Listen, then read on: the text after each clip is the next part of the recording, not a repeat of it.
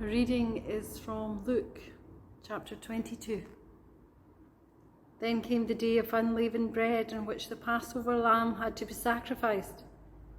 So Jesus sent Peter and John, saying, "Go and prepare the Passover meal for us that we may eat it." They asked him, "Where do you want us to make preparations for it?" "Listen," he said to them, "when you have entered the city, a man carrying a jar of water will meet you.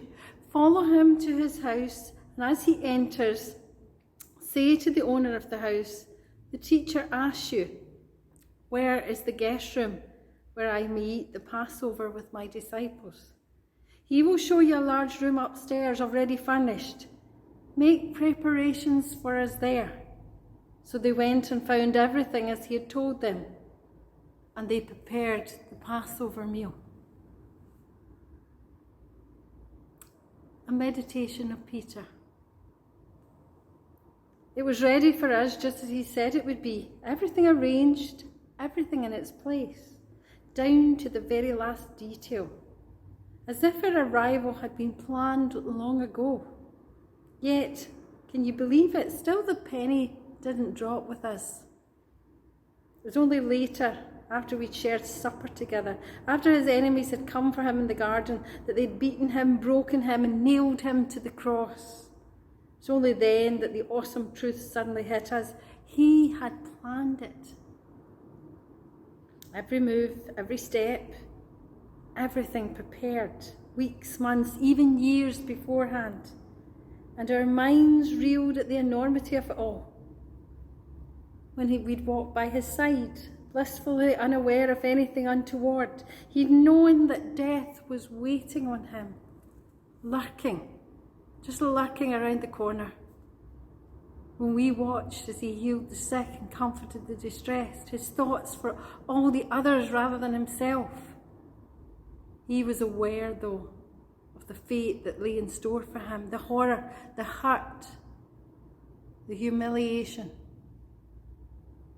When we'd accompanied him proudly as he entered Jerusalem, basked in his reflected glory, revelling in the adulation, he'd one eye already fixed on the days ahead, on this last meal we would share together, on the darkness that would come to Gethsemane, on the torture of crucifixion. Suddenly it all made sense. How that stranger had been waiting to meet us inside the city. How we'd only to say, "The teacher asks," and it was done. How we were shown upstairs to that little room without any need for explanation.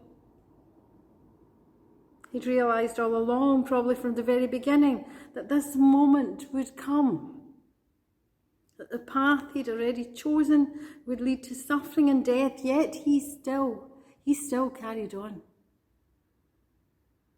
And as the truth dawned on me, a lump came to my throat, for he'd done it willingly for people like me. He'd known I would deny him, that we'd all fall and fail in our own way, and it didn't matter to him because he still cared enough to die for us. He saw us at our worst. He recognised the deepest weaknesses, yet he still walked the way of the cross, faithful to the very last. I can't believe it even now that anyone could love us that much, but it's true. I saw the proof for myself. We deserved nothing, as he well knew. Yet he went to the cross and gave us everything.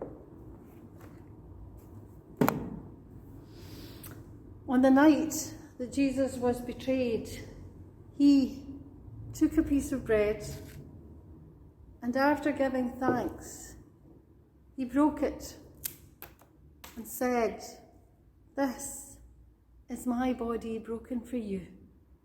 Do this in remembrance of me," the body of Christ.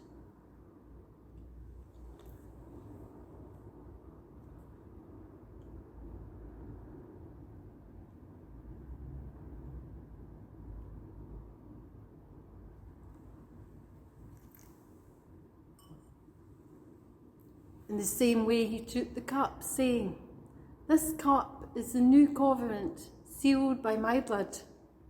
Whenever you drink it, do so in memory of me." the blood of Christ poured out for us all.